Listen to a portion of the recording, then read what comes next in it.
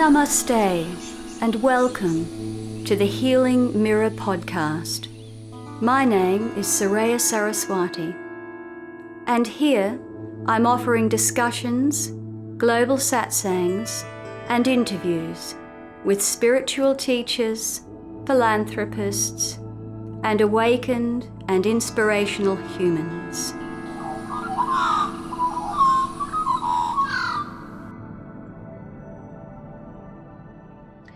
Namaste, everyone,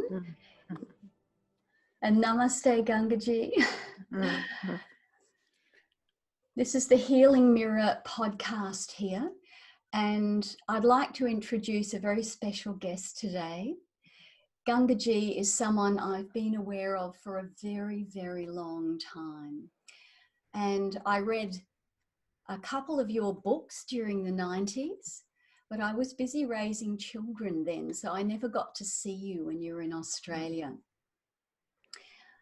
Gangaji's earlier life was rich in spiritual practice, such as Zen, Tibetan Buddhist meditation, as well as the Vipassana line. Prior to meeting her master, she had a full life as a mother, a wife, a meditation teacher, and a therapist. Still, she felt a deep longing that was largely unrealized until she met a man who changed her life.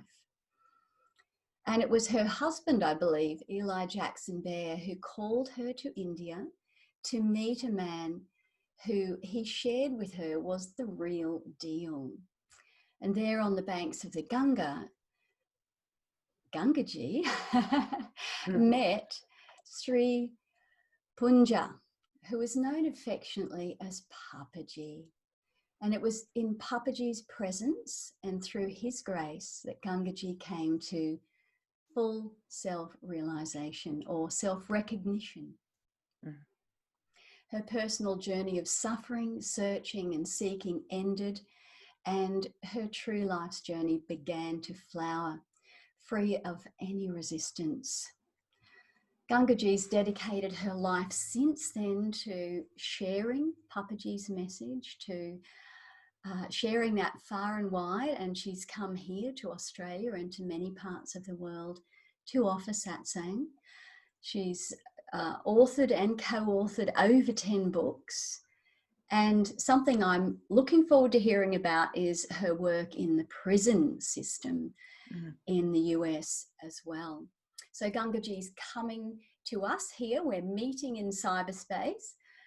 Gangaji's in the US and I'm here in Australia. So welcome, Gangaji. Thank you. Really happy to be here with you. So I'll swap my glasses now. I would love to hear more about your meeting with Papaji. I have watched some of the old videos from India of Papaji, and when I first saw him, he's just so full of heart and so affectionate and so lovable that I was really, really touched, as I'm sure you were to meet him at that time. So many people who may be listening to this podcast may never have heard of your wonderful work or Papaji's. So perhaps you can share some of that story with our listeners. Happy to. Always happy to. It's such a mystery to me that I would have ended up in India meeting this incredibly loving and lovable and playful and deep person that I called Papaji. I had gotten to a place in my life where I had a good life and I was relatively happy, but I was aware of this kernel of suffering that was within me. It seemed all the time, and would surface if there was anything that would go off in my body or my circumstances or my mind. And so I knew I needed something more than I knew about. I knew about meditation, I knew about Buddhist practice, I knew about New Age spirituality, I never did psychotherapy, but I was aware of it and I knew the value of it. And I needed help. So I prayed for help. I just prayed to the universe for help for a teacher. But I really didn't expect it to be an Indian guru in India. I had never wanted to go to India. And I had actually seen the abuse in the guru student, guru devotee roles. And so I wasn't interested in that. But by a series of miraculous events, I ended up at Papaji's front door, knocking on the door. And he opened the door, and he was this huge presence. He was a tall man, especially for an Indian. He was Punjabi, so he was like 6 feet tall and big. And he said, "Welcome." He just threw out his arms and he said, "Welcome." And I felt the force of that and the grace of that. And I fell in love. I had heard something about him from Eli, my husband, and from another American student that he had affected greatly. And so I knew I was meeting someone worth meeting, but still the impact was really surprising. And he right away asked me, "What do you want? Why are you here?" And I said, "I want freedom." I couldn't even say I knew exactly what that meant. I could have said, "I want love or peace or enlightenment." And he said, "You're in the right place." And I knew that. I knew that he was my teacher. So and I knew he was an answer to that prayer. So I really paid very close attention to what he said. And I said, "Tell me what to do." Really expecting to get a new practice or a new mantra or a new direction of what I needed to learn or study or practice. And he said, "Don't do anything. Just stop doing anything." And that jolted me for a moment, but then I thought I knew what he meant. So I got into my meditative pose and I stopped paying attention to what was going on around me. And he said, "No, no, no, no, stop that too." And it's began to sink in what he meant when he said, "Stop doing anything." I had never heard it. If it had been said to me before, I had never heard it. And it was terrifying because I could see how deeply I was actively avoiding stopping, that stopping meant death to me, or it meant at the very least regression back to a certain state that I had somehow made it out of through practices, through meditation, through right livelihood. And so I was afraid, but I also trusted that I could, out of my own curiosity, inquire into this and stop. And if it was the wrong thing, then I trusted myself to recognize that. So that was the moment really where I was willing to stop, to be unprotected. And he said, "Now what is here?" And I was struck by the space, by the peace, by the love. And he said, "That's your own self. How far do you have to go to get there?"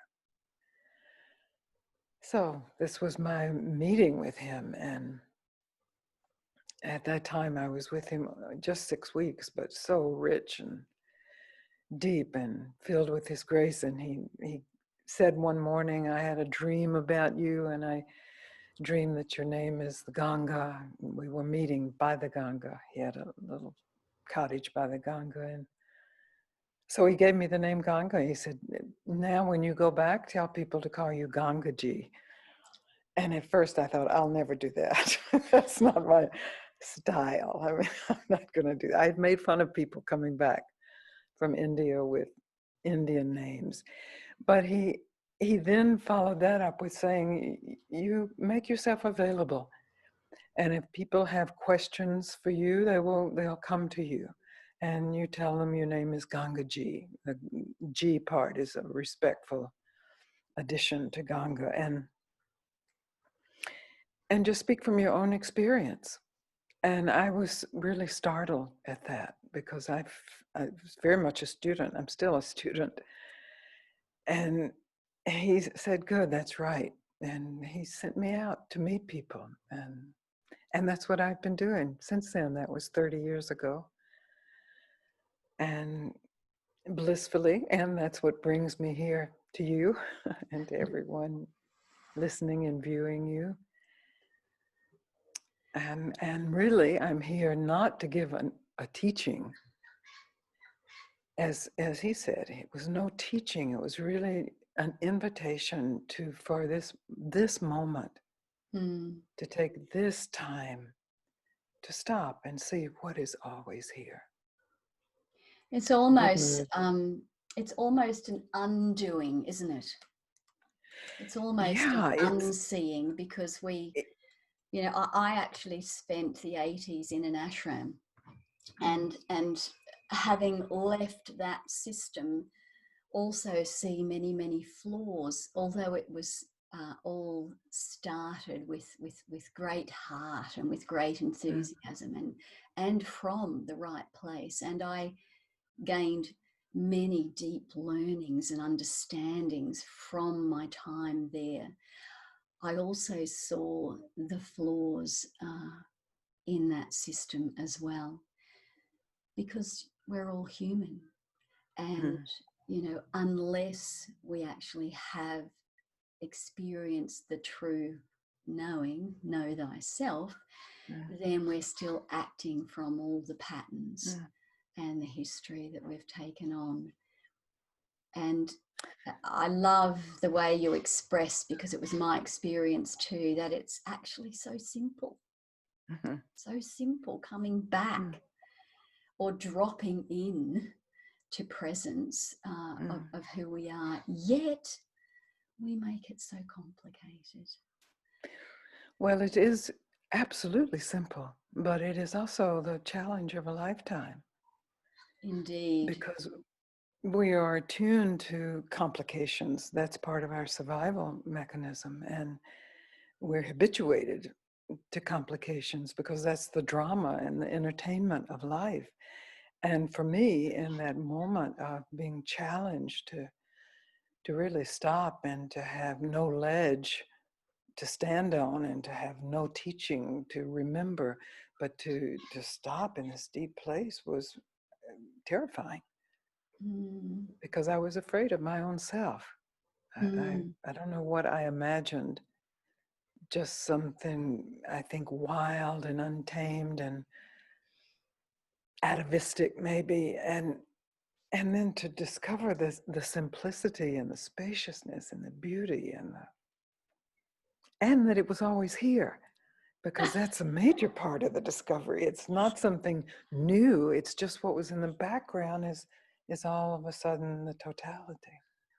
It's the great cosmic joke, really, isn't it? That it's we run around the world searching and looking for something that's right here, right now, and ever available. Yes. I love that quote by Gandhi, the divine radio is always playing. We just need to tune in. Yeah, well, there's a lot of laughter in Awakening, and there was a lot of laughter with Papaji, and he said, when you're laughing, you can't think. So I totally agree with that. Yeah. And so also something I've experienced is when you're singing, you can't think, because I sing as well. And when I'm singing, I think that's one of the reasons I love it so much. Thinking is just not there. Yeah. That's right. Gone. Yes. But you are there. And so you don't need to be thought to be. And that's what we're conditioned, that we somehow have to imagine ourselves or think ourselves or remember ourselves in the past and project ourselves in the future. It's here. You are here. It is here. Right now. So when you came back to the US, how long did you actually spend there with Papaji? That first visit was just 6 weeks, and I came back, and somebody did come up to me and asked me, what have you realized? You seem really different, because they had known me before. So I just started speaking to people, 2, 3, 5 people, And I went back again. That was in April. I went back to India in September and was with him again for a little period of time. And so I would then make visits, and we corresponded. He was a beautiful letter writer. So I have lots of letters that I saved, of course. And he just was encouraging me to share my experience if it was wanted, if someone came up or if a group of people said, what did you realize? And at that time, Osho died. And as you know, Osho had a huge following. Yeah. And they were looking for a new guru. I think Osho maybe said to them, when I die, find a new teacher. And they found Papaji. And so all of a sudden, there was an explosion there from when I was with Papaji, maybe 5 other people, sometimes as many as 15. But once the Osho people found Papaji, it was, well, hundreds of people came in. So he was just rolling with it. It was his same teaching. And a lot of the videos that are out were actually made from the Osho people. They had the There's quite a few experience. on YouTube, isn't there? And some of them are just, they're so beautiful. He really did emanate sweetness. Sweetness, and he could be, quite strong too. I mean, he was very playful, and he was in his 80s by the time those videos are made. And so, and he was seeing the fruits of his time with Ramana Maharshi and his long times alone, and his students were waking up. But he was a lion too. He really, if you came to him and said, "Oh, Papaji, I had it and now I lost it," and he wasn't willing to process you or to, well, let's see, what did you do? He would say, well, if you lost it, you didn't value it, get out of the room. So you knew that you couldn't use him to be your foil, to work with you, that this is a moment with him where you had to take full responsibility. And that's the And work, isn't it, really? That's that's it does require effort of seeing through those mental patterns when they come up to sort of pull us yes. in time and time again. Absolutely. That's the vigilance is the word I use for that. And yes, and he said to me, because I don't know how the question arose, maybe I asked him, do I always have to be vigilant? And he said, until your last breath. Because and I realized later it's because that's the way our minds are made. They are objectifying experience. Absolutely. And this can't be objectified. So you have to be willing to be humbled and to be a student and to see freshly. Yeah. I often I run a little global satsang myself, and that often comes up. It's like, well, when won't I fall in the doo-doo? We have a little joke, we keep falling in the doo-doo, but it's that recognition and seeing that we've fallen for the mind stuff again and coming back constantly. And when doesn't that happen? Well, with a human body and a human mind, that can happen, as you say, as Papaji says, till our last breath. I love that. Yeah. Well, doo-doo is natural, isn't it? I mean, it's part of the process. I remember telling someone what happens is that you learn to change your own diapers. You don't go to somebody else to change your diapers for you. It's like, whoops. That's great. I love that. We take responsibility for our own. Yeah. Yeah. And people have heard responsibility when I've said that, because I think surrender and responsibility of two are the most beautiful words in the English language. But people hear responsibility and they often hear or think of something as a burden, and like the question, oh, when will this end? But it's really this capacity to respond, the listening, the capacity to overhear your own thoughts, your own narrative, your own unnecessary suffering. That's the doo-doo, and so then, so I see that. It's not that it's wrong that it appears, but I don't have to follow it into suffering. I can actually be still. And that's where the choice comes in, Mm. you know, when we can make that shift from choosing to follow something that's untrue and will only lead to suffering, or to just sit in presence and watch the clouds go by. It's a That's wonderful it, isn't thing. it? Beautiful. And some of the work, because there is a Gangaji Foundation now, can you share a little bit about the foundation? And something I'm particularly interested in is the work you do in prisons, because I feel that could be so valuable. Many years ago, I taught yoga in a prison and meditation. And I was quite young then, and talking to these male prisoners, they said, teach us a way that we can get out of here. They wanted to learn astral travel. Yeah. And I said, well, you know, you don't really need to learn astral travel. You just need to drop, you know, drop in rather than drop out. And It's beautiful. so I'm really interested in your program, how that works, and where you're focusing with that. Yes, I met Papaji in 1990, and by 1992, I was in Boulder, Colorado. And there was a group, because those were some of the first big meetings, and there was a group that had formed around me who suggested that we form a nonprofit foundation. It sounded like a good thing. And at the very same time, there was an invitation to come into a Colorado prison. And I hadn't thought of that or imagined a meeting with prisoners, but it just felt right. It seemed right. And those were really extraordinary meetings for me, and for some of the prisoners too. A couple of them ended up, after they got out of prison, of becoming teachers themselves. It was just extraordinary because, well, first of all, the process of going into prison, as you must remember, is complicated and maybe terrifying in a certain way. The searches and the different doors and the layers that close behind you, and then to meet with these men. This was an all-male prison, and of course there were a small percentage of the prison population. I think there were probably 30 men and the population was probably 3,000.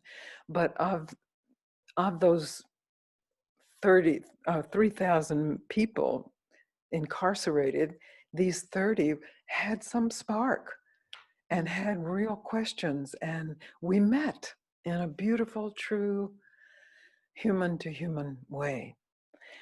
And that continued. But what really startled me about it was when I came back into Boulder and was continuing my meetings there, which were getting quite large, I was able to share with those people the experience I had in prison and how there was no difference. And I found that the prisoners' realizations really lit up the non-prisoners' inquiries. First of all, the situations, when you realize what freedom we have relatively compared to a prisoner's, you stop complaining about a lot of things. And then just to realize that these guys could wake up in prison in the worst of circumstances, that was somehow contagious to the people outside of prison. They didn't have as many excuses of why not me, but still I have to do this, and I haven't finished this, or I still get angry. It cleared the slate. So I realized this relationship with inside, outside is really the crux of the teaching, because we think there is some barrier inside and outside. And when that's examined and inquired into, it's the same self waking up to itself in the worst of circumstances or in circumstances that are relatively quite nice. So that has continued over the years. We have a correspondence program where people on the outside volunteer to correspond with people on the inside, and that's been quite beautiful. And it's monitored so that the correspondence really just stays about satsang, that Yeah. it's not about personal Yeah. So it's issues more of or a dialogue, a spiritual dialogue, and stays on that level rather than getting into the nitty-gritty of personal history. Yeah. yes, absolutely. And it's And so do you have teachers that are actually going in to the prison and offering teaching there, or is it done by correspondence? I wasn't quite clear about that. yeah, we had quite a few people going in, but the prison system about 10 years ago, 12 years ago, went through some kind of a negative change, and they threw out a lot of the spiritual teachers. Oh, that's They did major lockdowns. I don't know what was happening, but we got kicked out, and we still petitioned to get back in. You need a particular relationship with the chaplain. So at this point, we have correspondence, and then we have a monthly newsletter that goes out to prisoners and connects with them, and they're usually new prisoners that's going out to, as well as the ones who've been receiving it for the last year or so. So, yeah, it was quite mm, a jolt, because we had volunteers in several states going in, and they loved it. And so yeah. they were heartbroken to have that severed, but that's the It's such nature a of the privilege. system. It's it, Yeah. it's it's a privilege. I found it personally a privilege to go in there and to teach. It was Mm, humbling mm, and like you, the few people that came to the class were really sincere and mm, wonderful people who had found themselves in extraordinary circumstances, mm, due to their history or patterns or whatever. But they were amazing people. Mm. mm. It's enlightening, isn't it? It is. Yeah, absolutely. Yes, I'm very privileged to live in the forest here in Australia on the Sunshine Coast, which is the Yeah. east coast of Mm. Australia. Yes, I've traveled to Byron a lot. I had a lot of retreats in Byron, Oh, as well as Byron. Okay, Sydney so and we're Melbourne. 4 hours north of Byron. Byron's Uh-huh. lovely. Oh, beautiful. And the hinterland out from Byron, it's just some of the most beautiful country.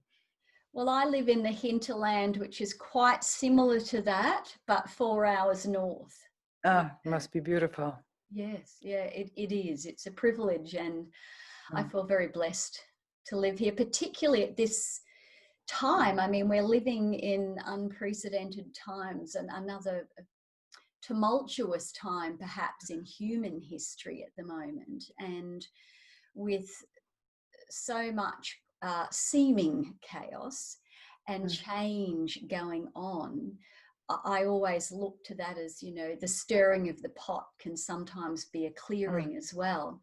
How are mm. you feeling about what's going on in the human Well, dilemma? it's quite intense. It It's is, quite it intense is. here. I mean, the virus definitely has had a huge effect, and it's a serious thing. But then the Black Lives Matter and recognizing the brutality that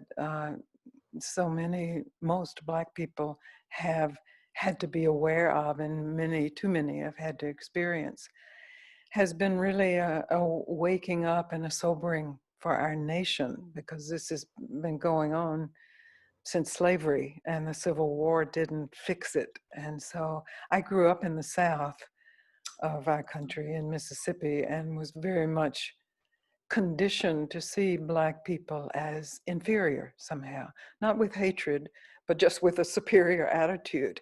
And so some time ago in the 60s, I really was able to see that and reverse that. But I see that the whole nation has to, and unfortunately we have terrible leadership right now in terms of political leadership. But there is the good side of it, and I wept with joy the other day, couple of weeks ago, when the marches were happening, to see so many young people just appalled at the horror and saying, no more, this cannot exist. Yeah. I don't know what's happening in Australia with the Aboriginal population, but they're certainly included in Black Lives Matter. I have three sons who are, you know, half Indian, but they look quite Aboriginal. So that really made me very, very conscious as a white mother. My husband died, so I was a white mother with dark children. And they were beautiful, you know, just very handsome boys. And however, you know, the prejudice that they experienced and that I was helpless as a mother to change made me very, very, very conscious of this split, you know. And I grew up out west, like in very rural Australia when I was young, and there's quite a large Aboriginal population there. And again, that prejudice. I mean, in Australia, Aboriginal people weren't recognised as human till 1960. And then they didn't get the vote till after that. You know, they weren't even recognised as human citizens. And that's inconceivable, isn't it? It's horrendous. And things are slow to change. I'm sure it's the same in the US, in particularly out west, in areas where they're sort of cut off from what's happening more in the modern world, and they're stuck in their ways. So I remember actually Prince, I'm not sure what he calls himself now, but sang did some amazing music with this heart in it for the black population and their call for equality. And then when I listened to the audio book with him and you and Eli sharing Papaji's work, that really touched me very, very deeply, actually. So, yeah, of course, the government didn't want those to go ahead because of the COVID, but at the last minute, they got it through the courts that they could go ahead. So we've had big marches here for with the Aboriginal and many other races as well here. Oh, I'm glad to hear that, because my heart is really in Australia, and I have recognized that issue. I mean, I grew up with it, so I recognized it in the culture there. It's Prince Ea. It's EA. I think he calls it Ea. Prince EA. I think he says EA, actually. Yeah, he's wonderful. Yeah. He is. Yeah, he is a really... I would love to interview him one day too. Oh, he'd totally be open to it. Yes, okay. just connect with him. He I put really out respect. Did you see his last video? The one he put out where he was enacting the experience of a policeman with a knee on the neck choking, and it's incredible. If you go to his YouTube and do Prince Ea, it'll show you. Okay, I'll share that on as well. Yes, and please, yes, interview him. He would have a lot of fun with you, and he's a very serious, very intelligent young man. And yeah, well, I picked that up just from the lyric, and my boys all love hip hop, you see. So well, there you go. So when they were playing it, I listened to his lyrics and I went, I like that one. And then I looked a little bit more, a few years ago now. And then, of course, I came across the book. What is it? Roar. Wake Up and Roar. Wake Up and Roar. Brilliant. I just loved I particularly like the audio or the audible, because you can actually listen, and I love that. Yeah. Fantastic. Good. On all sorts of levels, the pot is being stirred, and it's time. It's time to come out of the dark ages and to have equality. Yeah. Yes, may it be so. May the clarity come forth. If more people see the truth, and then once we've done that, we can do no harm. We just couldn't possibly do harm then. Or if we do, we take responsibility for it. You know, that's, I An think that brings immediate us, responsibility. yes, because you are harming your own self. So it's not a separate pain or a separate suffering. No, yeah, no, you're Mm. very, very right. When we fall in the doo-doo, we feel it immediately. Yes, yes, you feel it, you smell it, you sense it. Time to get rid of it, put it back into the earth. Yeah. Uh, it's so refreshing to speak to someone else uh, who gets it. And sometimes this body can feel like a little bit of an island. Mm, But the internet is such a wonderful thing. Now there's so much sharing, like your wonderful videos, and I hope everyone listening is going mm, to look up Gangaji on YouTube, because there's some amazing videos. And also you can donate toward the prison program. I mm, think you have a donations area there as well. So this is the sort of work that we can support and know that, you know, goodness is being done here mm, with no ego involved. mm. And you know, ego is a strange word, because we all need that to experience life. So it's not such a dirty word, but with no selfishness or Yeah, unkindness. yes, cleanly. With the COVID shutdown, we are discovering how to connect with people, and this is certainly one way, and a beautiful way to just, that Zoom is available and that we can actually be in each other's living rooms across the world from each other. It's that connection you're speaking of, that's really the essence that really supports individually awakening and collectively awakening. And so we're always just waiting to hear, you know, what is the question, where's the draw. I mean, it was beautiful to get your invitation. It was like Barbara Denenpont runs the organization, and she said, oh yes, this is good, this is a connection. So it's like that, it's reaching out to one another and encouraging each other. And we are alone, but we are all together alone. And I think that this is the time to make that just more and more certain. It's interesting, isn't it? We're alone, but we're not. We're one. Mm, And as mm, you were speaking then, Gangaji, I had this beautiful image of the planet with a web of little beautiful, like a spider's web of light connecting us all, mm, these little dots through Zoom. mm, mm. And Nice. like a beautiful hug around the earth, you know. Mm, And yeah, coming beautiful. together like this is so nourishing. It's Mm, and reaffirming as mm, well that the simplicity and the mm, beauty that mm, is here and is available really doesn't need to be complicated. mm. Mm, Beautiful. yeah, Mm, mm, it's yeah, it's such a blessing, such a mm, blessing.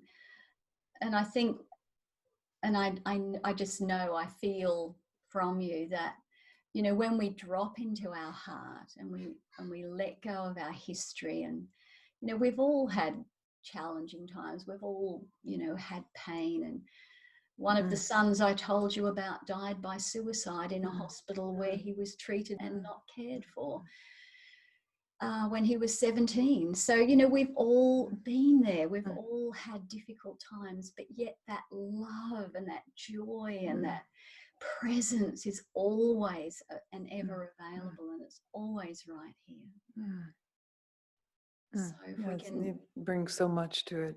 It's not trivial, it's deep, and it's mm, present in all of us. Mm, yes, yeah. mm, So I love your message. I love the beautiful, graceful, intelligent way that you share your message, which is the mm. one message we really all need to I'm so happy to meet you like this. It's wonderful. It's this, as you, the beautiful image you gave of this, the lighting up to know you're in northeastern Australia, lighting up this, and we're in Oregon in the US, and these lights are connecting. Absolutely. Yeah. And through these beautiful connections and all those that'll be tuning in and listening and being with us in this as well, we're creating all these points of light around this beautiful, beautiful Mother Earth. So We're so lucky then. oh, blessed, blessed, blessed. Mm. So have you anything else you would love to share with all those that are listening and all those that I know will just gain so much from your eloquent wisdom? Well, I really usually end interviews and moments with people in inviting everyone to actually trust themselves. And I have to qualify that. I don't mean trust your thoughts. I don't mean trust your emotions or even your intuition. It's deeper than that. To trust this within you that is yearning for home, for truth, for peace. And it is quite able to direct you to exactly where you need to be, which is where you are. and that's where we meet finally, all of us. That's a beautiful invitation. And it's a powerful one. I remember when that woke up in me when I was quite young, that it was actually a pain in my heart. That yearning was so painful that I couldn't ignore that call. And I'm sure you can relate to that perfectly. And so many of us feel that and mistake that perhaps for human love, or you know, we've added so much to love, haven't we, that there's so many extras put there when it's just this. Yes, homesickness. That's really beautiful. I thank you so much, and I invite everybody to please have a look at Gangaji's website. I'll put that link down the bottom of this video and add it into the podcast. And there's some wonderful YouTube videos of Gangaji speaking. Have a look at the prison program. It's actually something I thought would be wonderful to have here in Australia. Have you done any work in Australia, or have any of your members that are here in Australia, have they approached the prison programs here?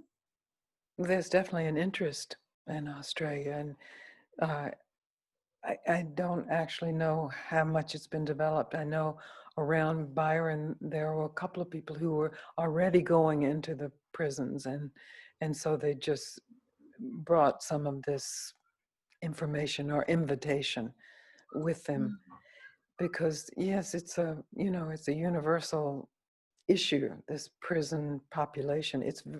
It's really a big issue in the States. We have a huge rate of incarceration, and I don't know what the situation is in Australia. I know also in Canada we have people going in, but it's not as big of an issue. There's not as much imprisonment as there is in the United States. It's really horrific here, how many people are in prison for nonviolent crimes, and how bad the prisons are overcrowded, and how little rehabilitation they really offer.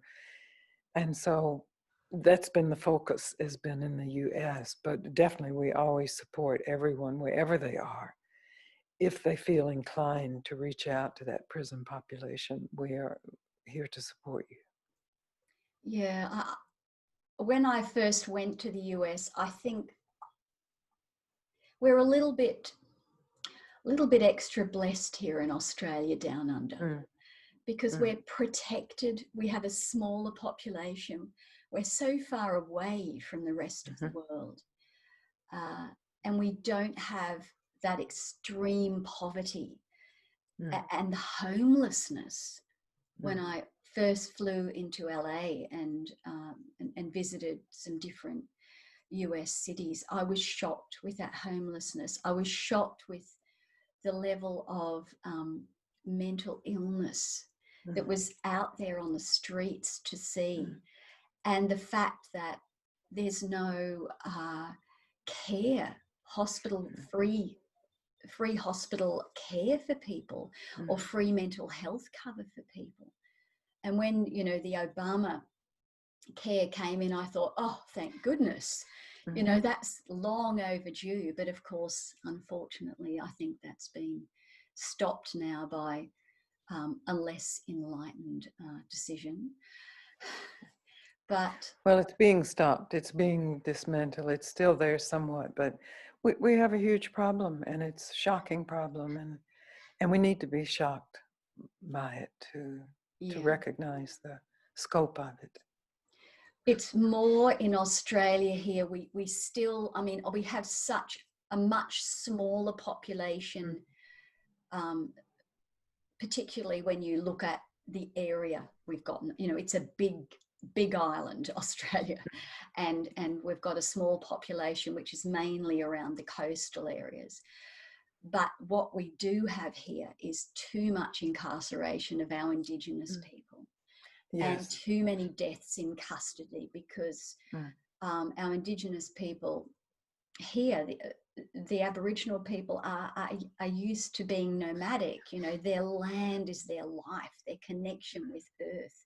So to be locked away in a room is like death for them. And there's a huge problem there with deaths, Aboriginal deaths in custody.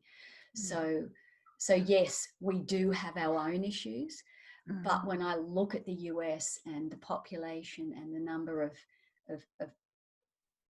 unsupported people with mental health issues or who have been incarcerated, and the poverty there, it's so sad.